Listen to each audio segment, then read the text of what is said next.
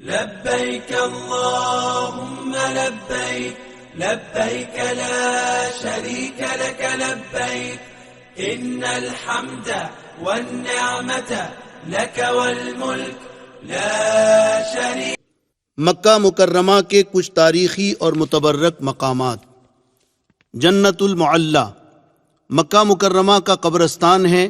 یہ جنت البقیع یعنی مدینے کے قبرستان کے بعد تمام قبرستانوں سے افضل ہے.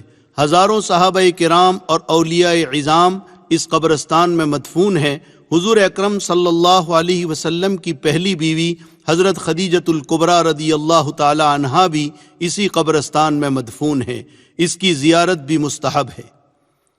جبل ابو قبیس مسجد حرام سے باہر صفا سے متصل ایک پہاڑ ہے، جس پہاڑ پر چڑھ کر حضور اکرم صلی اللہ علیہ وسلم نے قریش کو اسلام کی پہلی دعوت دی تھی. یہاں بنو ہاشم آباد تھے اور اسی پہاڑ کے ایک حصے میں وہ گھاٹی تھی جس میں 3 سال تک حضور اکرم صلی اللہ علیہ وسلم کے ساتھ بنو ہاشم کا بائیکاٹ ہوا تھا. صفا سے ملے ہوئے پہاڑ کے اس حصے میں آج شاہی محل بنا ہوا ہے، جبکہ سامنے والے حصے میں حکومت نے سرنگیں نکالی ہے. تصویر میں آپ دیکھ رہے ہیں. روایتوں میں ہے کہ یہ وہ پہاڑ ہے جس کو کائنات کی تخلیق کے وقت اللہ تعالیٰ نے سب سے پہلے پیدا کیا تھا. مولد النبی یہ وہ جگہ ہے جہاں حضور اکرم صلی اللہ علیہ وسلم کی پیدائش ہوئی. صفا مروہ سے باہر والے صحن کے سامنے کے حصے میں جو عمارت اور لائبریری ہے، یہ وہی مبارک جگہ ہے جہاں آقا مدنی صلی اللہ علیہ وسلم کی پیدائش ہوئی.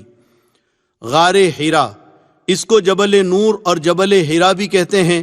اسی کے اوپر وہ غار ہے جہاں حضور اکرم صلی اللہ علیہ وسلم نبوت ملنے سے پہلے قیام فرماتے تھے، اور اسی غار میں جبریل امین پہلی وحی لے کر آئے تھے. اس پر یہ آیتیں بھی لکھی ہوئی ہے: اقرأ بسم ربک الذی